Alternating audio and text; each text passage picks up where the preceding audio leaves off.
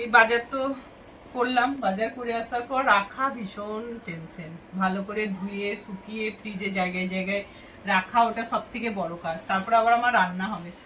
এই যে এখানে যত শাক, ধনেপাতা, পুদিনা পাতা, কারি পাতা, কাঁচা লঙ্কা, আর এখানে বেগুন, আর এটা না একদম দেশি আম, একদম মানে খুব সুন্দর আমটা। এই আমটা আমার প্রথমে আনলাম, বললো তো খুব মিষ্টি হবে।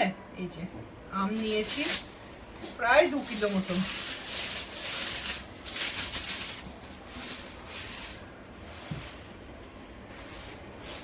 মোচা, এটাতে আছে চিচিঙে,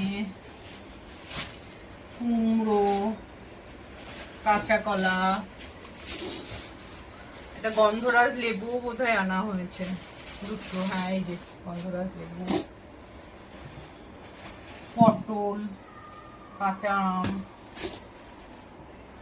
পাকা কলা, কাঁঠালি কলা। ওখানে এই বাজারে কলাটা খুব ভালো। আর এইটাতে আছে পেঁয়াজ, ফল, টমেটো, এটা তো আছে অনেক কিছু। এই যে এই হলো মোটামুটি বাজার।